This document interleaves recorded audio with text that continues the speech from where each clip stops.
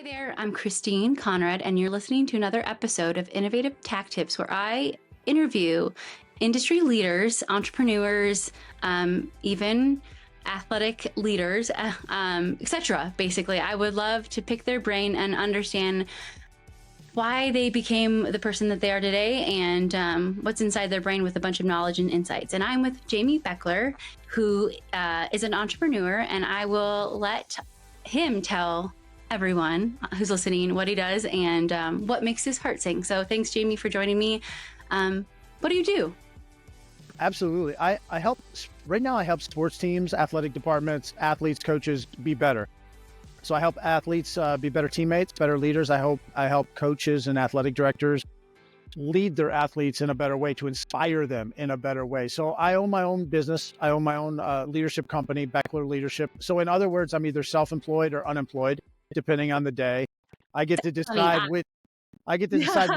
which 18 hours of the day I get to work, when you own Yeah. your own business. But I was a Yeah. longtime college basketball coach and athletic director.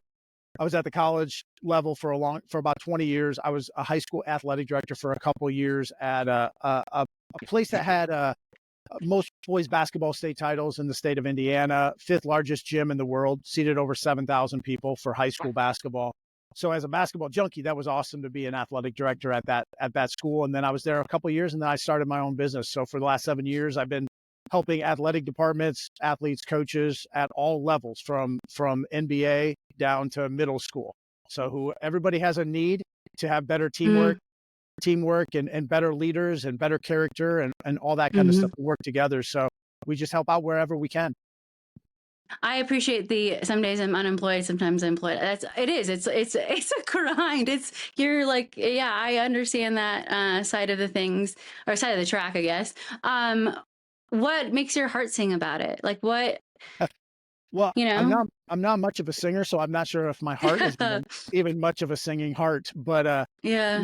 my passion is helping young people grow into being better adults. And this may sound kumbaya, so I apologize for this, but the athletes that a high school coach or even a high school educator is dealing with right now, 5, 10, 15, 20 years from now, those are the people in the community making it good or bad. Your community will be better or worse 15 years from now based upon what you do with the youth right now.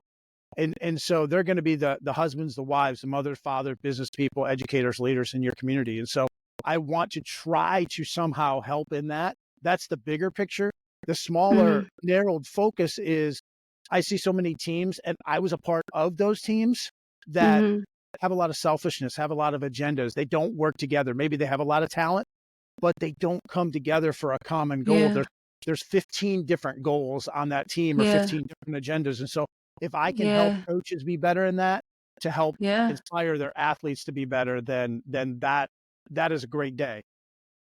No, I mean, you can be all bought in, right? The team can all be bought in, but they have different agendas, as you say, and it's like rowing the same direction, right? I think, or Yeah. sprinting the right direction in basketball terms, right? You sprint back and forth. I Yeah. think the last time I played basketball was like eighth grade, and um, before I went to high school, my mom was like, "Pick a sport, please. Like, pick one." And so I picked the most expensive one, and that was dance. And thanks, mom. Like, just gonna say thank you for that. But I agree. I think I mean, being for Big Brothers Big Sisters of Utah, it takes. For myself as an adult, it takes. I mean, I'm still learning. I'm still growing. I'm still de-skilling, reskilling, refining my skill set. And I think, to your point, I'll use business terms, right? People are so Sure. siloed. Certain groups are always siloed. They're like super, and not on purpose. They're super focused on stuff. They're super focused on projects, and they don't like see what's in there, like on the sidelines. And so I think when it's a big task, right? Big challenge, but it's important for your role to come in to kind of see a different perspective and to be able to relay it in a really productive way. Because I think sometimes people get complacent when let's say a coach, right? It all stems from leadership. And Yeah. so if the coach is getting frustrated with his team, right? Like they're not rowing the same direction, he can be complacent or she can be complacent, right? And so I think when you come in and you see a different lens and you're able to inspire and influence people to row the same direction, that's success in a Yeah. sense. And business needs it too. I think the bigger the company, the more it's needed, because it's just like, it's almost like bacteria growing. I know that sounds weird to say, but it's just like it keeps growing, and you just need to like make sure to hone it in the right direction. Um, I Well, guess with like all of and that. Christine, Yeah. and you're absolutely right, because you brought it back to business there too, and I know you have a lot of business people, a lot of people in the corporate world that listen to this or watch this as well. Mhm. It's not, the teamwork stuff is not just relegated to the world of athletics. You know, the business world, very, very, very few. Like, it's a unicorn if you can find somebody that doesn't that has a job where they never work with people, that they never work with there's never some sort of a teamwork involved, or utilizing resources from other people. Most of us, even if we have a small department, or even if we're in tech, you know, or even if Mhm. we're in some category that we feel like, well, we just always work together. Well, we have a boss we report to. So we have interpersonal communication skills, or we're going to deal with a customer once in a while, or we're going to deal with Mhm. at least one or two colleagues. And so a lot of times, you know, managers, supervisors, they might look and say, well, Christine knows what she's doing. I'm not gonna, you know, I don't need to deal with her. She knows what she's doing, or, you know, she's a big girl. And it's like, right, but you still have to inspire her, or you still have to get her to want to utilize her skills in the right way. I was working with this company in Las Vegas, you know, $100 million company. And the owner, the CEO, is talking to me about, you know, Jamy, I pay these people well, you know, all this stuff, but they just don't seem to be motivated. And you know, to simplify it, their paycheck doesn't get them out of bed at 6 a.m. and their paycheck doesn't get them through that 2 o'clock or 2:30, you know, doldrums. You know, that paycheck only matters every other week or when they go on vacation. Your culture and how you interact with people, in the team that you put around, and the resources you offer one another, and how you scratch one back to scratch another, and you, Mhm. a rising tide lifts all boats. You're helping everybody. Everyone's getting better. That's the kind of stuff Mhm. that's not just exclusive to a sports team. Well, and if you go to the fundamentals, right, trust and culture are like the backbones of business, and just a teamwork, right? And just Yeah. like a collective teamwork, whether you're cross-functional teams or just on the same team, I think.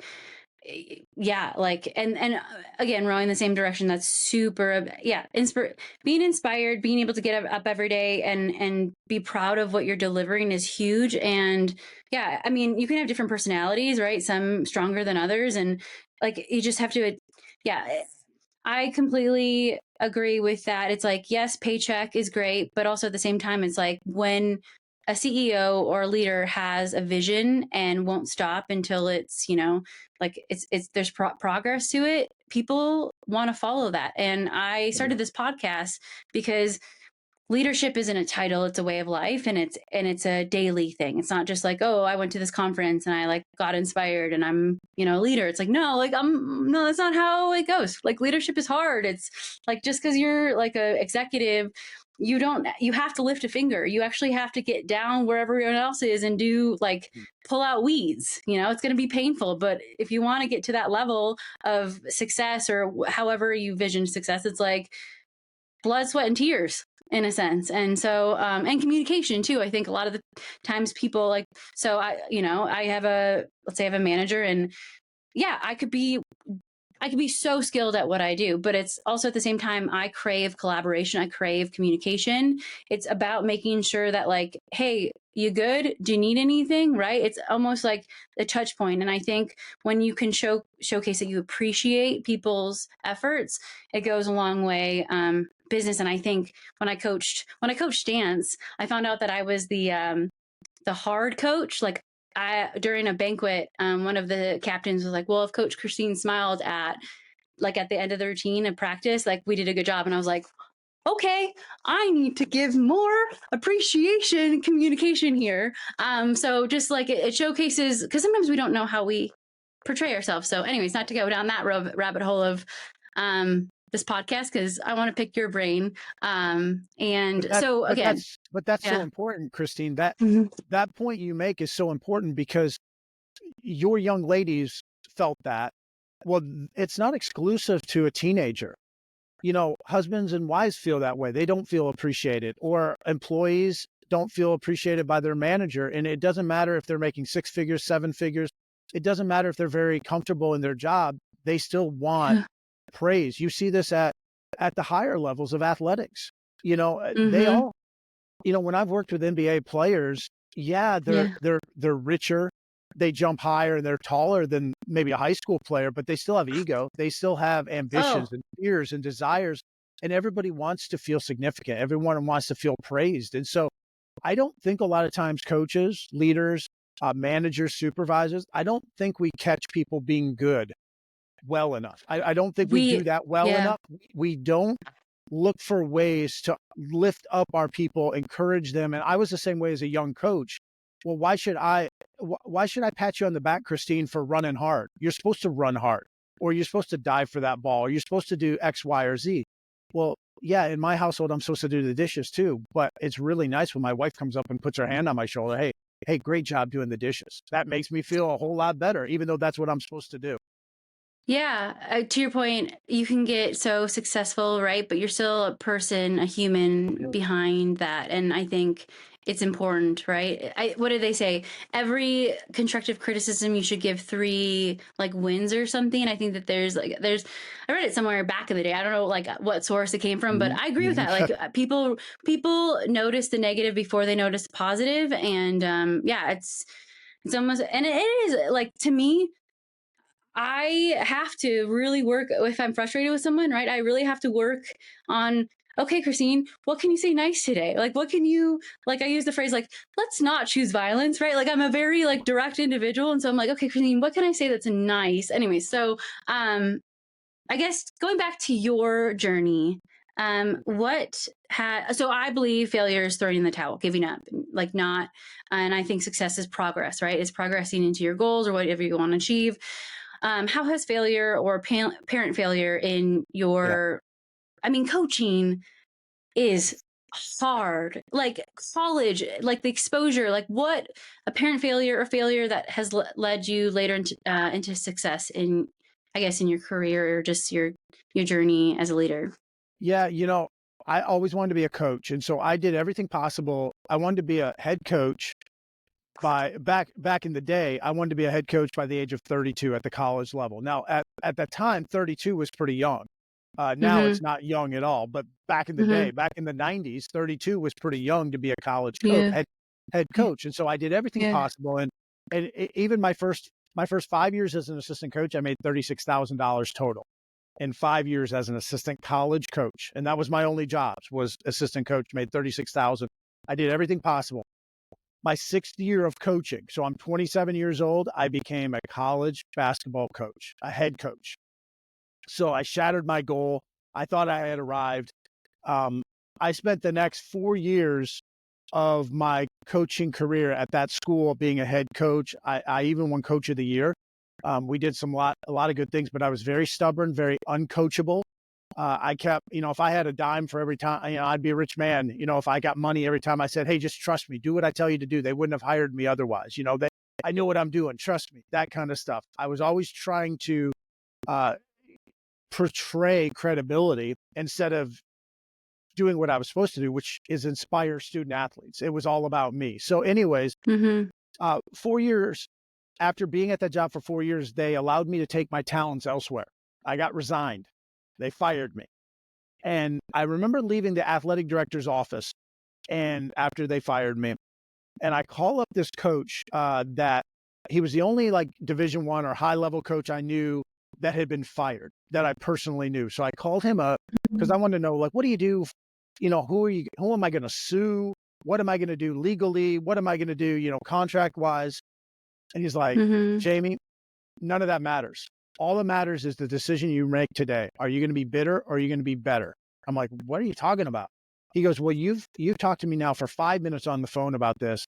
And everything that's come out of your mouth has been about what they didn't do or what they should have done better, or it was all about them. You never said anything about yourself and how you Mm-hmm. could have done better. You Mm-hmm. fell short in these areas. You could have improved Mm-hmm. or done this better. He goes, Mm-hmm. if you want to be a better coach 5 years from now, you're going to have to make that Mm-hmm. decision today that you're going to be better and not just bitter, that you're not going to be a victim, that you're not going to blame it on these other things that that you can't really control. What you can control was your coachability. What you can control is your attitude, how you're inspiring your athletes. You can control all that. And it doesn't sound like you were doing a very good job of that. And that stood out to me because in my moment of, all right, my only thing in life I ever wanted to do was be a coach, a head coach. I became a head coach. I started off with some success and then boom, you're a failure. Boom, no one wants you. Boom, you're going to be embarrassed because it's in the papers. You're not going to be the coach anymore. That hit my ego. And so I naturally wanted to defend myself. Plus, I didn't think it wasn't my fault. It wasn't my fault. It wasn't my fault. It was them, them, Mhm. them. It was an Mhm. Mhm. external locus of control, external things. I was Mhm. blaming, I was playing the blame game, and he Mhm. really shifted my paradigm a little bit. And it doesn't mean that I automatically became a great coach, but from that moment on, I started changing my perspective of, hey, it doesn't matter what happens to me. It doesn't matter what someone else does. It matters how I'm going Mhm. to respond to that. And am I going to do the right things? And I realized I wasn't doing the right things. I was selfish. I was uncoachable. I was stubborn. I Mhm. wasn't Mhm. inspiring people. Even when we would do Mhm. community service or we would do any kind of great activity, it was always so I would look good. Man, Coach Beckler's teams are disciplined. Coach Beckler's teams are X, Y, and Z. It wasn't so that the athletes were benefiting and we were adding value Mhm. to them. It was about me. So that was Mhm. kind of getting fired was probably Mhm. the best thing that ever happened to me from a I professional think standpoint. yeah. Well, and I found out about who you are, your background and stuff from actually X, formerly Twitter, that you were like, don't point fingers, right? Good teammates don't point fingers, coaches don't point fingers. And I think you said culture wise, you don't, and that's a Yeah. pet peeve of mine. Like when people point fingers in business, I'm like, you're responsible. You have your name is tied to that. You're a part of the group. That's your responsibility. Like it's not their fault. It's like you take full responsibility. Like I don't know how that like why I get like triggered trauma. I don't know, but yeah, I tend to like that's it that strikes a nerve with me, and I think yeah, it is. Well, It's not about you, and it's not no, a, or yeah. Well, I guess it's not about and we them. do Like they're not at fault, but yeah. right, and we do this. You coach dance, I coach basketball, but the sport that we excel at is the blame game. That's the game that we're the best at. Is we're always pointing fingers, and it doesn't matter if we're dealing with a politician, a CEO Mhm. of a company, or a coach, or a parent, or just an everyday person walking the street. We don't want it to look like we're the bad guy, or we don't want it to look like it's our fault. It doesn't matter whose fault it is most of the time. It's our responsibility as a politician, as a CEO, as a leader, as a coach. It's our responsibility to make this situation better, to make people better, and to move people Mhm. forward. As a parent, Mhm. yeah, I can say all day long, hey, to my eighth grader, how many times have I told you this? I've told you this a million times. But if he Mhm. continues to do it, we're all going down together. Like that's not a good thing. Mhm. I don't wipe my Mhm. hands and say, "Well, I told him." I told him. Well, Mhm. okay, Mhm. that doesn't help anybody. Figure out a way Mhm. to tell him differently or tell him in a better way or somehow to get through to that person. I don't care politically. I don't care whose fault Mhm. inflation is, gas prices are, a war Mhm. is, anything like that. I Yeah. want it to be solved. Find Mhm. ways to solve something. Find ways to make things better. If you're in a company, Mhm. if that vice president doesn't get the job done or Christine doesn't get the job done, okay, well, could you have trained her better? How can you move forward training her? Yeah. I remember, I Yeah. mean, you may even know the story better than I do, but back in the day, IBM was a big player or a huge player in the industry, bigger than they are now. And they had I Mhm. believe it was a vice president named Tom Watson.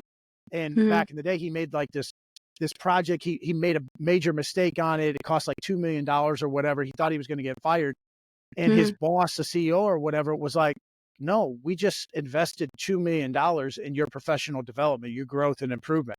You're going to be Mhm. better for our company now after Mhm. making that mistake." The fail forward type thing. So Oh yeah.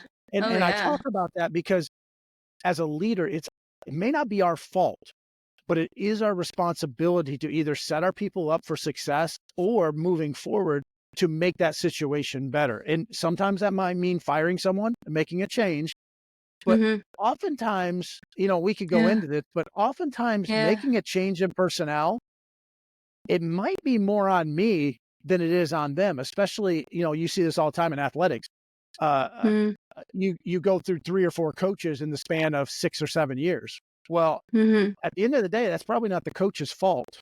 It's probably upper management. There's probably a cultural issue there at play, if you keep Mm-hmm. going through the same coaches. So sometimes it's not about whose fault it is, it's about who's responsible. And as a leader, we've got to take responsibility for our people's actions because we need to train them. We need to make them better and help them, give them the resources, equip them to do their job as well as we can. Yeah, my dad actually went to Ohio University in Ohio State, so there's some like connection because you're from Ohio. So I just always want Yep. to throw that in there. I Right. mean, I'm not from Ohio. I was born in Oregon, but then I grew up in Minnesota, so I have the O's. You betcha, like all that stuff. But my dad always says it's usually a symptom of the bigger problem, of the bigger issue. And so when those Yeah. coaches are, they go, it's a revolving door, right? That's a symptom to a really big issue. And to your point, where like that so my mom sold typewriters for IBM. So IBM, Okay. is near and dear to my heart. But yeah, they sometimes when a company gets so big, they have blinders on as well, where they don't see the bigger issue, and like they're like the symptoms are like, oh, just put it under the rug, it's fine, just throw it. And it's like, no, you should probably address. And it's usually cultural too, right? It's people go to school to manage processes, not people. And so when people get so good at a job, they're like, oh, let's make them a manager of the people. It's like, no, that's not what you should be doing. That's not what you should be doing. Like that's no, let's do some inclusive, like, let's do some training. Let's do some let's have heart to heart here. And when IBM lost that big chunk of money, the former employer that I was at filed Chapter 11. I do not wish anyone going through that ever. It is people get MBAs to learn how to not do that, and I had I had a first hand experience, like just I guess Yeah. personal. I don't know, but I was there, right? Like I was like it was very rocky. I didn't have a Jeep, right? Like I didn't have 4-wheel drive. I didn't have any of that. It was definitely yeah, it was definitely a tailspin. And I learned a whole lot of what to do and what not to do, right? But you again, it's learning is so important when it comes to your ego. Like when you get let go, right? It's a nicer way of getting fired, but it's at the end of the day, it's like, okay, the U.S. Navy SEALs have a saying full benefit. So out of this situation, what can I get the benefit from it, and what can I learn from it? And I try to have. I mean, obviously, I have pity parties, right? Like a 3-day pity party, but like if you can, like position your thought or your attitude of like, okay, what can I learn from this to be better? And anyway, so I guess next question is like, what's the most memorable moment besides that situation that you've had throughout your career? Like, or yeah. So let's do a two-parter. So, what's the most memorable moment, and then what can you remember? What you did, or like maybe it could be a game or something that changed someone's life that you never expected. Two-parter. Yeah. Yeah. It is about the people. And I know that sounds so cliche, but there's Mm-hmm. so many interactions and it's not necessarily like, all right, well, this one person went on to become a millionaire, or this one person went on to get married, or it was the little interactions daily where you would almost see a light bulb come on above their head, because a lot of the players that I dealt with and that I worked with through the years were a lot of them were first generation college kids, or at least those were the ones that you remember the most because it seemed to mean more. Not Mm-hmm. to say that the kids that come from two-parent households and had, everything given to them in life, or, they were blessed beyond measure. Not to say it didn't matter to them, but Mm-hmm. sometimes it was different with someone that came from not much, first generation Mm-hmm. kid, and you're the one, or the people on your team together, they're learning life at the same time that you're coaching them. And they're also adding value to your life as well. And it's just those interactions are great. Yeah, we won a lot of games, we won a lot of championships, we set some records, did some things like that, but those get broken, those get forgotten, but those relationships are great. And one of my this past week was actually a birthday of my first point guard as a head coach. So one of my players when I was a head coach, my first couple teams, And the reason why that's special to me is because I kicked her off the team. And that was something I did as a young coach. That was something I did as a young coach that it was me trying to put my foot down and be a disciplinarian and me, she made a mistake, but it really didn't Mhm. warrant kicking her off the team. But as a young coach, I was going to show everybody that I'm in charge. And so I kicked her off the team. It was a terrible decision. It did not help her. It did not help Mhm. us. It just was the wrong process decision. I had the wrong process to make that decision, the wrong agenda, and me trying to put my foot down and be a disciplinarian. And me, she made a mistake, but it really didn't Mhm. warrant kicking her off the team. But as a young coach, I was going to show everybody that I'm in charge. And so I kicked her off the team. It was a terrible decision. It did not help her. It did not help Mhm. us. It just was the wrong process decision. I had the wrong process to make that decision, the wrong agenda. And, but we still keep in touch. Now, it took 7, 8 years, almost a decade before she would even talk to me again, which makes sense. But now we talk and we have a relationship. And so that's a good, that's the kind of stuff, you talk about failing, you try Yeah. to fail forward in that. Um, Yeah. so those are Yeah. fun things. Those are fun things. I did have a player give me a car, so that's always nice. Ooh. You hear Yeah, that's you hear nice. these Yeah. things about. I mean, Yeah. sometimes you hear these stories about coaches getting in trouble because they give their players a car. Well, I had a Yeah. player that gave me a car. She appreciated what my wife and I did for her when she played for us, and she was making a decent amount of money, and so she wanted to give back to us, so she got us a car. So that was nice. Uh, yeah, no, that yeah, hey, cars are almost as expensive as houses these days. So yeah, yes, and sometimes they are houses for. I mean, like with the RVs and stuff, like Yep. people actually use those as places to live. So I guess on the same wavelength, what advice would you give a smart uh, college driven student that to prepare them to enter the real world? What advice would you give? Yeah, a couple things. Mhm. Have the right agenda. Make it about other people. It's not about you. Now, I know you're wanting to get a career, you're wanting to make money, you're wanting to live comfortably. You have Mhm. goals. I get that, but it's Mhm. got to be about. It can't be necessarily about you. C.S. Lewis, he wrote Chronicles of Narnia. He was a Yeah, prolific I love writer. him a lot. Mhm. Okay, Yep, I love well, him. Mhm. he uh, someone else might have said this before him, but I Mhm. attribute it to him. Is he said Mhm. humility is not thinking less of yourself, but rather thinking of yourself less. So it's not Mhm. saying, "Oh, I'm no good. I'm no, Mhm. oh, I shouldn't do this because I don't I don't have the competency or whatever." No, it's Mhm. you can think highly of yourself, but you're just going to think about yourself less. You're going to think of others more.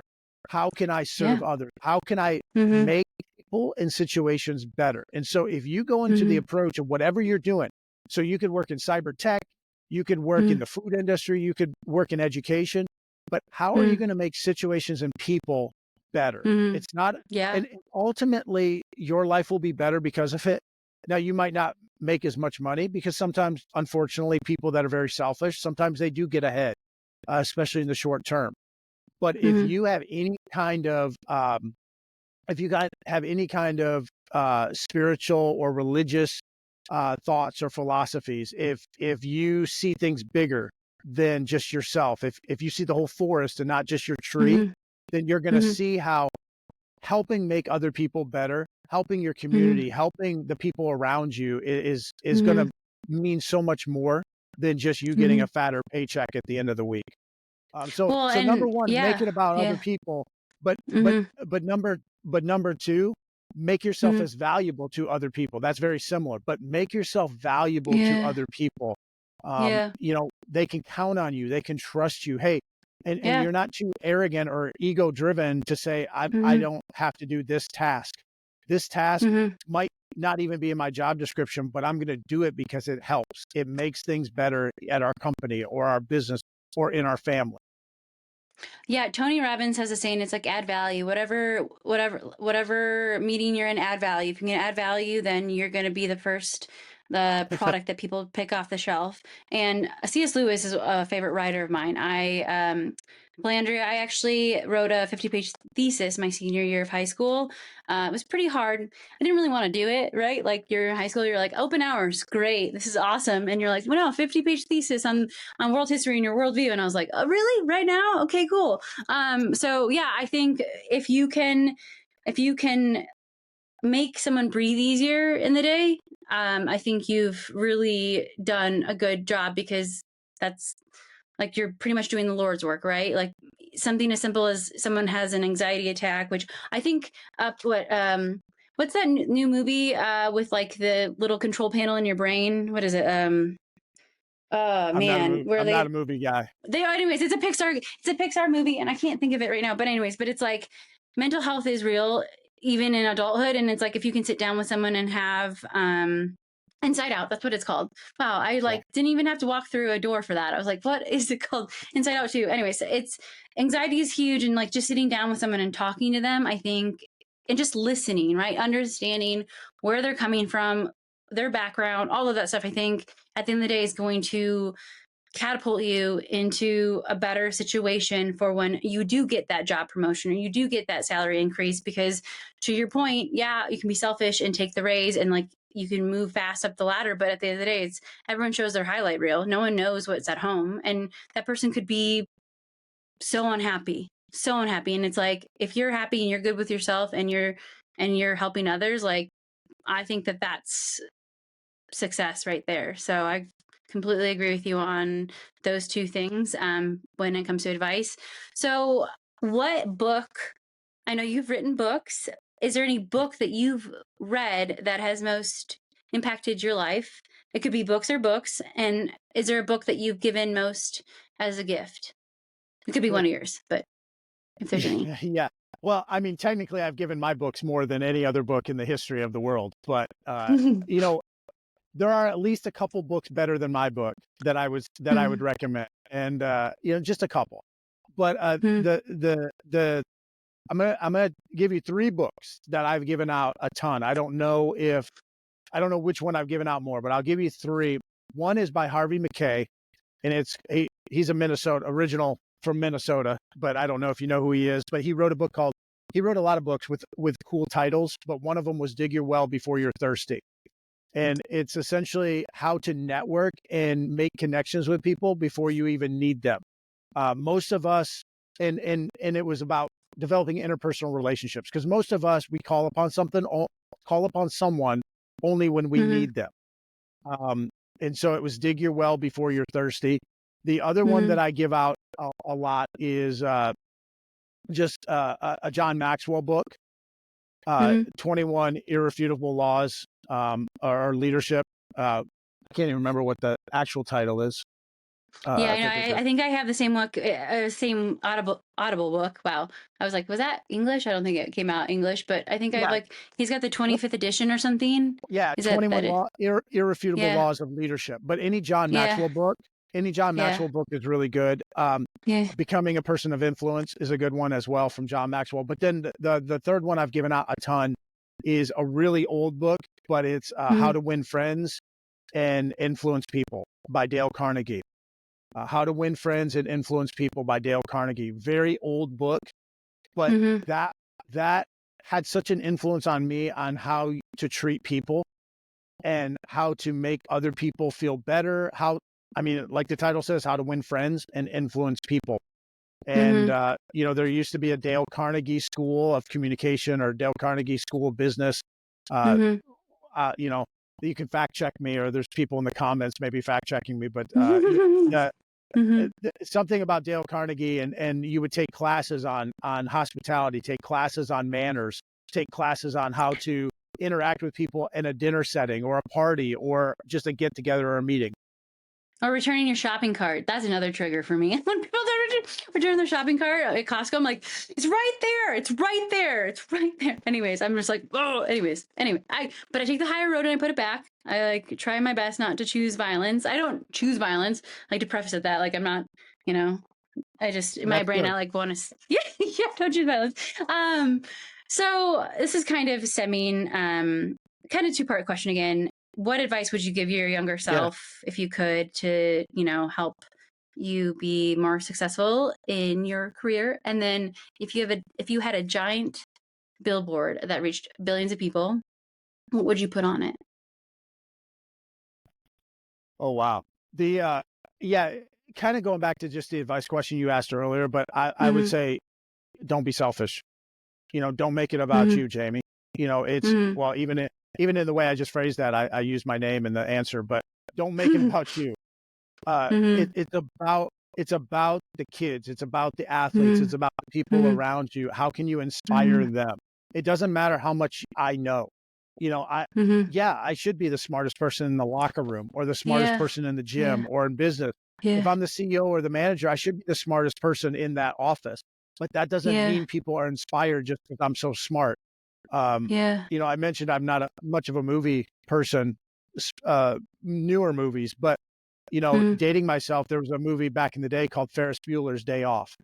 Well, Mhm. Ferris Bueller's Day Off, there's a scene that people forget about or it just gets passed over, but Mhm. sometimes, they're in class and the teacher is teaching and no one's paying attention. He's like, Bueller, Bueller, anyone, Mhm. anyone. But Mhm. that teacher is really smart, but nobody's Mhm. paying attention because nobody's inspired.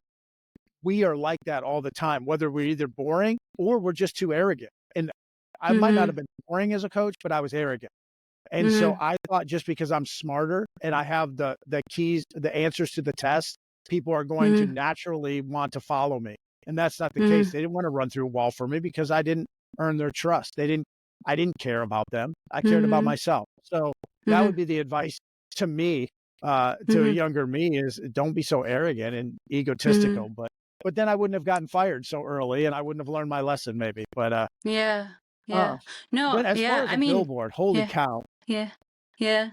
that's yeah, that's a tough one, Yeah. with the billboard, but, you know, Stephen Covey in his book, 7 Habits of Highly Effective People, one of his habits is seek first to understand, then to be Yeah. understood.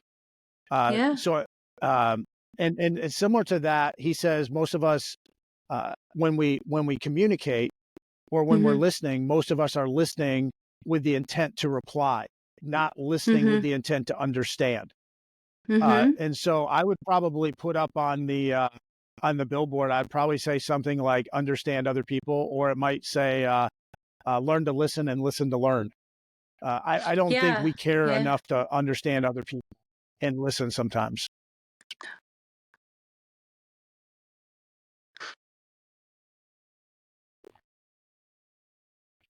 Yeah. No, I was gonna say, was it Teddy Roosevelt or was it Winston Churchill where they said people don't care how much you know unless you care about them or unless you care about um yeah, what they have to say. So I think Yeah, that kind of mimics what, because it is like you could know. I think it goes back to business too. Like you can be the expert in so many things, but if you're a hole, no one wants to work for you. No one wants to work with you. No one, like, I don't care what you know. Like you can't, like, you know what I mean? Just like, and manners too, right? Manners and consideration, right? Consideration of others. I think that that's huge. And so, learning about others, you, in the end, people don't realize this, but you learn a lot more about who you are as a person. I learn way more about who I am absolutely. when other people, when I don't, I'm not on the same wavelength with other people. So Well, yeah, and I think that that's a good thing. you were in sales with the Minnesota Vikings. A lot of people in sales, no matter what you're selling, people in Mm-hmm. sales make the mistake of talking too much and not listening enough. They don't learn about the potential customer, don't learn about the potential client. But Mm-hmm. you don't even have to be technically in sales. We're all in the sales business.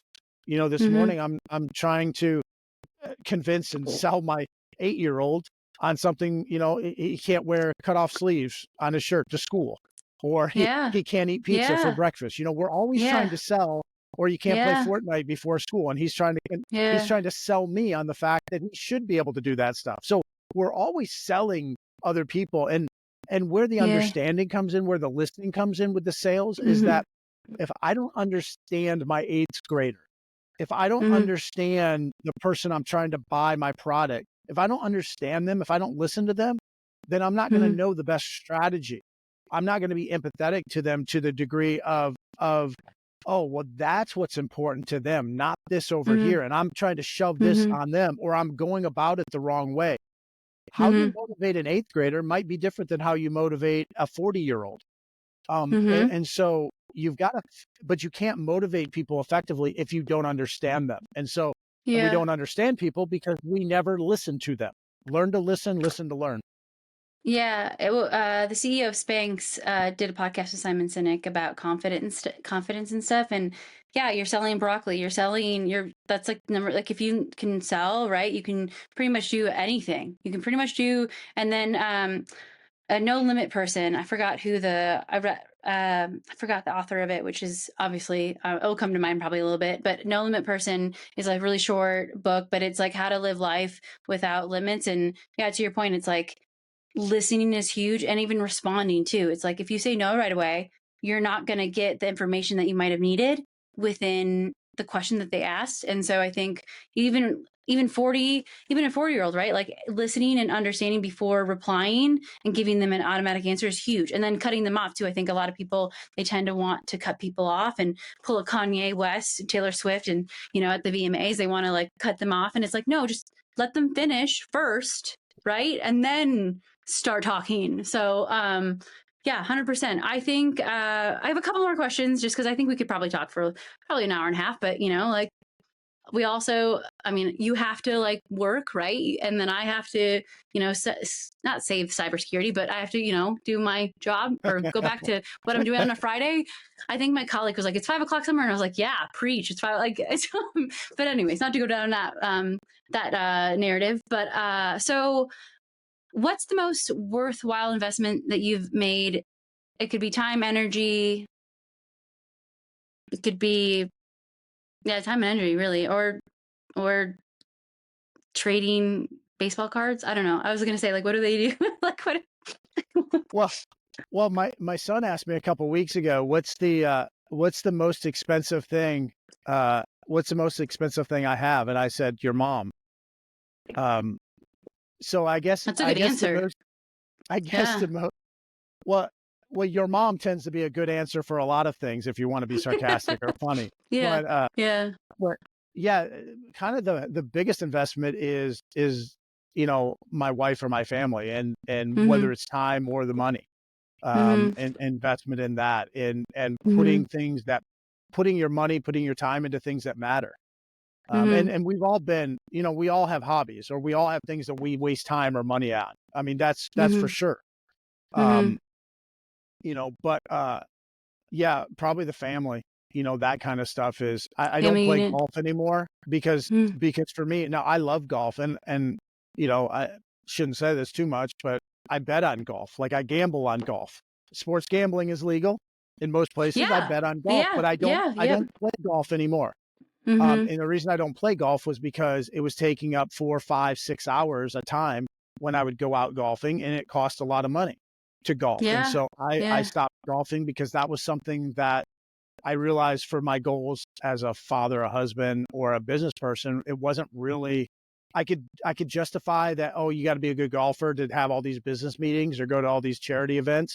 But at the end of Mm-hmm. the day, I was just justifying playing golf because it really And golf. wasn't translating into more Yeah. business. Unless you like shoot what, like a 60, I don't know. Again, I'm a lot of my friends have really good golf handicaps, and I'm like, I'll just work on my swing. I'll be over here. But yeah, it is. It can be a very leisure sport where you can definitely be on the golf course for probably 5 or more hours, right? And so yeah, to your Yeah, point, it's like the most like investment that you can't get back is time. And so sounds like your wife is but some priceless, right? but Like just for but yeah. before that, Christine, though, just because Mm-hmm. that's what I decided, that doesn't mean that would Mm-hmm. be right for you or somebody else listening to this Okay. show. But I think Mm-hmm. the point is we all have probably something in our life that we're wasting time or money with that we probably don't need to. Like it's one thing to have a Mm-hmm. hobby, but some of us have 4 or 5 or 6 hobbies that all cost us a lot of time and money. Well, we probably could scale some of those things back, and then maybe we achieve some of our more important goals a little easier. Not to say we're Mm-hmm. boring and don't have any hobbies. That's not the point. But Mm-hmm. for me, Mm-hmm. I have other vices as well. I have Mm-hmm. other hobbies or other things I do Mm-hmm. golf Yeah. was one of those that when I do a personal audit, I was like, you know what, I just Yeah. don't need to do this anymore. Right. Yeah. Yeah. No, it sometimes can be a distraction more than a hobby, right? It can be more of a, Can be. in that sense. What are, I guess, like, second to last question, what are you cooking up behind the scenes that you can share with listeners if they want to see you in person or if they want to watch you on a Super Bowl ad? What are Yeah, no Super Bowl ads, no nothing like that. But we just continue. I do a lot of speaking. I travel to go into businesses. I mean, my wheelhouse is athletics and education, but we do a lot hmm with corporate. We do a lot with business as well, and go in and do workshops, training. hmm To help them have stronger cultures and hmm communicate better with others, or even sales. I've done a hmm lot with sales where it's hmm relationship selling, where it's hmm understanding your customer and that kind of stuff. So we still do that. But one of the things we recently added was we added a part to our business of staffing, searching, recruiting. So mainly at That's important. college That's level, really important. mainly at the Yeah. college level. But Okay. we're helping fill colleges with coaches, with administrators, and even staffing, whether it's a CFO or a controller or accounts payable. But mainly it's been hmm colleges. But that's hmm something that we've added this past year because we talk a lot about culture. And one of the best ways to have a good culture is to hire the right person to begin with. So that's kind of our new thing that we're really hitting, and we'll continue to put out some books. We got another book coming out, I think, in January. That's just like a 365-day like reader type thing. So every Okay. day you'll have a little blurb or a little page you can read for that day. Oh, cool. Yeah. No, that's education is huge, right? It's oh yeah. And sometimes with colleges or even universities, you can get into a role and stay stagnant. And sometimes people are like, oh, my life on this shelf or this role has expired and dusty. I should probably move to a different. So it's nice that you're able to see from a different lens of, okay, this, because I've been talking to a lot of recruiters, and AI is a great tool, but it also can be a hindrance as well, where, okay, they might not have all of the check boxes, but they definitely have the check boxes that you need versus other candidates. And I think sometimes when you don't see, like, the holistic view, sometimes you can really hire the wrong person and Right. waste valuable time and money and damage on the culture. So I completely agree with Yeah. you on that one.